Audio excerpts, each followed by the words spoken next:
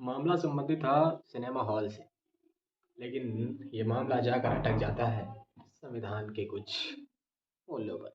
तो मामले को समझ लेते हैं पहले कि मामला साल 2018 था और महीना जुलाई का था। जम्मू कश्मीर की हाई कोर्ट ने एक आदेश पारित किया।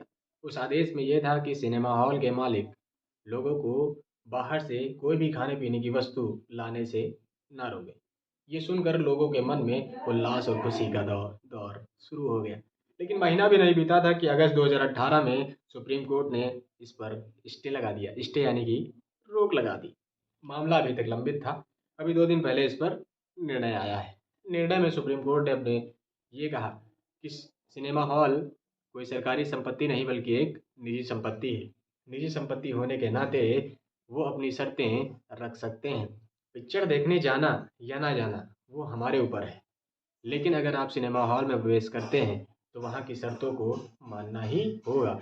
वहाँ पर प्रवेश करने के बाद भी अगर आप वहाँ का सामान खरीदें या ना खरीदें ये आपकी मर्जी है, लेकिन आप जो शर्तों पर प्रवेश करेंगे उन शर्तों को आपको मानना ही होगा। साथ में ये भी कहा कि अगर आपके साथ कोई नवजात जाता है तो उसके साथ कुछ छोटा मोटा खाने का सामान भी रख सकते हैं।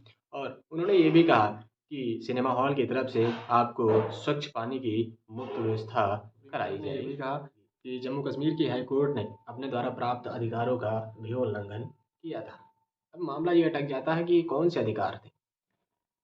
मैं आपको इस पर भी बता देता हूँ कि संविधान में सुप्रीम कोर्ट और हाई कोर्ट को रिट जारी करने का अधिकार है। रिट यानी कि फरमान। फरमान कौन जारी कर सकता है? यानी कि जुडिशरी यानी कि न्यायालय जारी कर सकता है।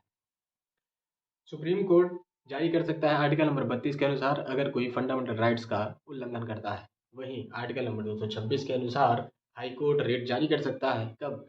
जब फंडामेंटल राइट्स का उल्लंघन हो या फिर लीगल राइट्स का भी उल्लंघन हो, तब जारी कर सकता है। कि कौन से राइट्स होते हैं, रिट्स होते हैं। सबसे पहले बात कर लेते हैं हैबियस कॉर्पस यानी कि बंदी प्रत्यक्षीकरण।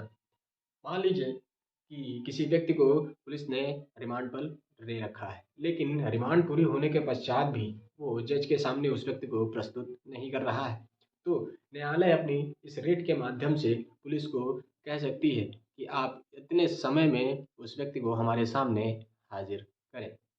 दूसरी बात कर लेते हैं परमादेश। परमादेश यानी कि मैंडमस। यदि कोई सरकारी संस्था है या कोई सरकारी व्यक्ति है वो अपने कर्तव्यों का निर्वहन पूर्णतः नहीं कर रहा है, तो न्यायालय इस रिट को जारी कर सकता है और वो उससे कारण बताओ नोटिस भी पूछ सकता है कि आप अपने कर्तव्यों का निर्वहन क्यों नहीं कर रहे हैं। ये रिट सिर्फ राष्ट्रपति और राज्यपाल पर लागू नहीं होती है। तीसरी बात कर लेते हैं प्रोहिबिशन। यदि कोई निचली अदालत यानी कि डिस्ट्रिक्ट कोर्ट अपना फैसला देती है, लेकिन वो अपना फैसला देते समय अपने अधिकार क्षेत्र से बाहर जाने का प्रयास करती है, तो हाई कोर्ट या सुप्रीम कोर्ट उससे इस रिट के माध्यम से ये पूछ सकते हैं कि आप अपने अधिकार क्षेत्र से बाहर जाकर निर्णय ना दें। चौथी बात कर लेते हैं। चौथा होता है सेनेटरी उत्प्रेषण लेख। उसमें अगर कोई निचली अदालत ने कोई फैसला दिया है तो सुप्रीम कोर्ट और हाई कोर्ट उससे सिर्फ एक रिव्यू के तौर पर ये पूछ सकते हैं कि आपने किस बेसिस पर ये निर्णय दिया है। इसका मतलब बिल्कुल नहीं है कि ये निर्णय जो है बदल दिया जाएगा या बदलने का प्रयास किया जा रहा है। सिर्फ वो रिव्यू के लिए मांग सकते हैं उनसे।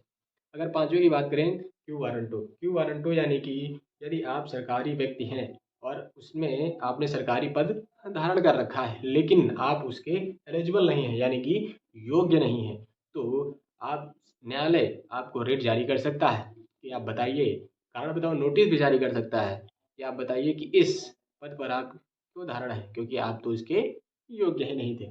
ये मामला था। इन्हीं रिट का उल्लंघन किया गया था जम्मू कश्मीर की हाई कोर्ट के द्वारा। अब मामला इतना लंबा था तो हमने सोचा कि आपको दोनों बता दिए जाए। इस वीडियो को देखने के लिए धन्यवाद और तब तक के लिए जय हिंद।